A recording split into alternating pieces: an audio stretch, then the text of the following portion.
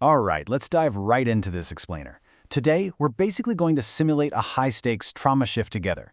We'll be walking step by step through the critical phases of burn management, and we're going to use targeted clinical MCQs to do it. We're completely stripping away the fluff here, focusing purely on the high-yield, life-saving principles of thermal trauma. So here's our roadmap for the shift. We're covering 1. Initial assessment and airway. 2. Fluid resuscitation and formulas. 3. Unique burn pathologies. 4. Burn depth and zones. 5. Wound care and surgery. And 6. Complications and disaster management. Starting things off with Section 1, Initial Assessment and Airway. Okay, consider this scenario. A 22-year-old guy is rushed in after a house fire. He's got perioral suit and a hoarse voice, but his breathing is actually unlabored. So, do you immediately intubate or observe? Now, while your gut might be screaming intubate right now, the correct answer here is actually B, examination of the oral cavity and pharynx with a fiber optic laryngoscope. Why? Well, soot or facial singeing alone just aren't absolute triggers for intubation. Yeah, they're blaring warning sirens for sure, but unless there's overt dyspnea, wheezing, or stridor, you literally have to physically visualize that airway to check for deep mucosal injury or edema before making that call. That is a massive clinical pearl right there. Moving right along to Section 2, Fluid Resuscitation and Formulas. All right, let's calculate total body surface area, or TBSA. Imagine a patient with partial thickness burns to the anterior right leg, the anterior chest and abdomen, and superficial burns to the right arm. Using the classic rule of nines, the anterior trunk gives us 18%. The anterior leg, that adds 9%. So that brings us to 27%. But wait, what about the arm? Here's the crucial exam pearl. You must completely ignore first-degree, superficial burns for fluid resuscitation. Including them risks dangerous fluid overload. So the correct answer for our TBSA stands firmly at 27%. Once we've got that TBSA nailed down, we apply the Parkland formula. That's 4 milliliters multiplied by weight in kilograms multiplied by the TBSA percentage. So for a 50-kilogram patient with a 45% TBSA burn, that equals 9,000 milliliters or 9 liters. That's a ton of fluid. But how do we actually give it? The correct answer is A. Half of that massive volume, so 4.5 liters, must be aggressively pushed in the first 8 hours. Then, the remaining 4.5 liters are delivered steadily over the next 16 hours.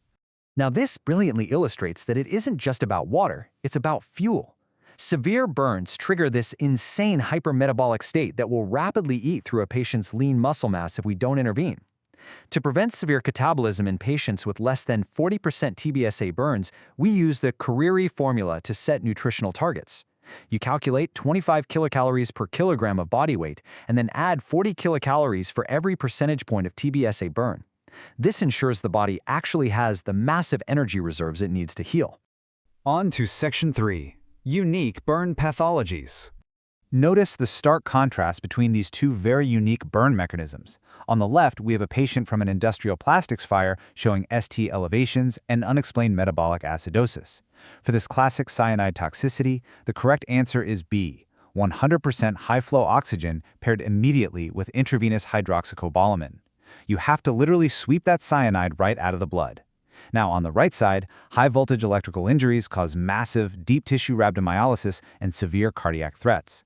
Here, the correct answer for immediate management is A, get a baseline ECG and do serial structural checks for compartment syndrome. All right, Section 4, Burn depth and zones. This table maps out Jackson's classic burn taxonomy, kind of like a three-dimensional bullseye. The absolute most crucial point here is the center, the zone of coagulation. This tissue is irreversibly necrotic, meaning the correct answer for management is strict surgical excision and grafting. Surrounding that is the zone of stasis, where tissue is injured and ischemic, but, and this is key, it can still be salvaged with excellent fluid resuscitation. And finally, on the outer perimeter, we have the zone of hyperemia, which looks red and angry, but it's highly viable and requires no surgery at all. Differentiating clinical burn depths is totally key to your assessment. If a burn is painful but doesn't have any blisters, you're looking at a superficial first-degree burn. But when that heat penetrates past the epidermis, right into the dermis, it becomes a second-degree partial thickness burn. This perfectly aligns with answer C. Because those tactile nerve endings are left intact but are brutally exposed to the air, these burns are exquisitely extremely painful. They blanch briskly when pressed, and they characteristically form these fluid-filled weeping blisters. Let's move to Section 5, Wound Care and Surgery. Follow this escalating mechanical constraint with me. Step 1. Full-thickness truncal burns create this rigid eschar shell. Step 2. Liters of crystalloid fluid cause the underlying tissues to swell massively. Step 3. The chest literally cannot expand, and the ventilator's peak airway pressures just skyrocket. So what's the immediate intervention? The correct answer is D, an emergency bedside eschorotomy. You have to take a scalpel and slice straight down the anterior axillary lines.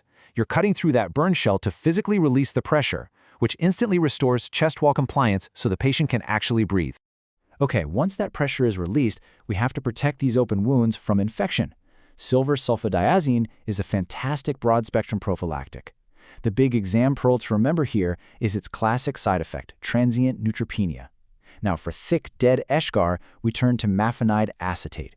And the exam pearl here is that it acts as a carbonic anhydrase inhibitor, which carries a very distinct risk of systemic metabolic acidosis. When we're considering surgical options for definitive wound coverage, the correct answer is B. Xenografts, like porcine skin, are strictly temporary biologic coverings. They do a great job of halting fluid loss and preventing bacterial invasion, but the host's immune system will inevitably reject them.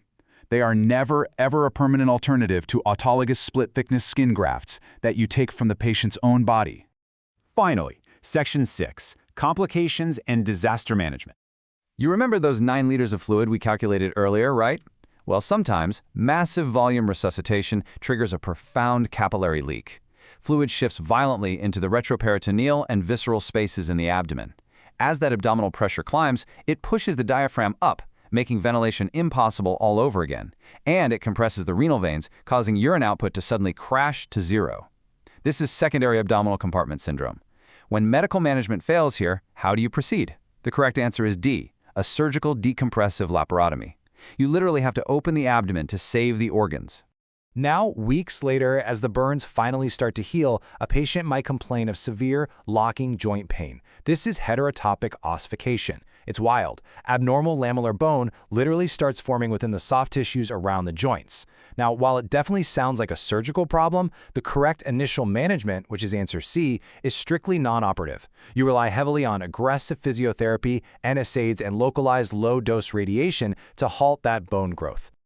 All right, let's step back from the individual patient for a second and look at the macro picture of trauma systems. The data shows a truly staggering statistic. Up to 30% of all patients presenting during a major civil or industrial mass casualty incident will suffer from concurrent thermal trauma. 30%. That is huge. This really demands incredible foresight. I mean, given the immense clinical complexity we've just unpacked together, from calculating massive fluid demands down to the milliliter, to performing bedside eschorotomies, to managing complex ICU compartment syndromes, the resource drain of just one severe burn patient is monumental. So I'll leave you with this final provocative thought. If 30% of victims in a local disaster suffer thermal trauma, does your regional trauma system actually have the integrated plan, the specialized beds, and the clinical readiness required to handle a true burn disaster? Keep studying, keep preparing, and I'll see you in the next explainer.